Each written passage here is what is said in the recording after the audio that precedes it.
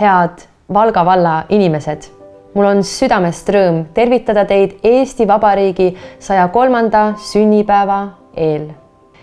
103 aastat on pikk aeg ja väärikas number ühe riigi jaoks.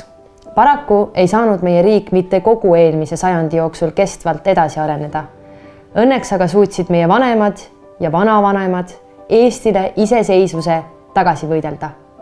Sügiseks on meil Eesti riiki taas olemas olnud juba 30 aastat. Eestlased ja eestimaalased on saanud jälle ise otsustada, kuidas oma olevikku ja tulevikku korraldada. Tahan sellega öelda, et Eesti riik on jätkuvalt nooruslik ja kiire arenemisvõimega. Just seda lähebki tänapäeva pidevas muutuvas maailmas vaja. Sageli tuleb väga kiiresti reageerida ja väikeriik nagu Eesti on selles osas pigem efektiivsem kui mõni suurem riik. Pealegi ei ole me sugugi üksi, vaid toeks on meie sõbralikud naabrid ja partnerid Euroopas. Meie ise oleme samuti Euroopa, oleme seda alati olnud ja oleme ka edasi. Nii noortele kui ka vanematele on sel sajandil avanenud suuremad võimalused kui kunagi varem. Täna mõtleme Eesti riigist, aga ka Eestimaast ja miks mitte ka Valgamaast. Eks ole ju igaüks meist peidus oma väike Eesti.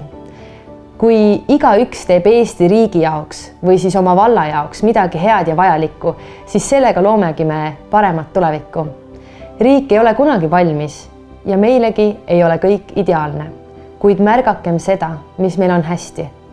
Kui ei olegi veel kõik selline, nagu me tahaksime, siis võime ometi julgelt tunnistada, et oleme üheskoos väga palju saavutanud.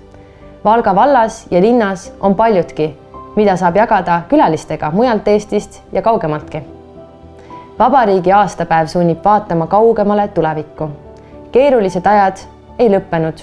Just seetõttu peame seisma kindlalt oma väärtuste eest ja hoidma oma väikest riiki ja valda. Tehkem seda üheskoos. Peame meeles traditsioone, aga oleme valmis muutusteks ja uuendusteks selleks, et keerulises maailmas hästi hakkama saada. Eestil on läinud kokkuvõttes hästi, aga võib minna veel paremini. See on meie endi kätes.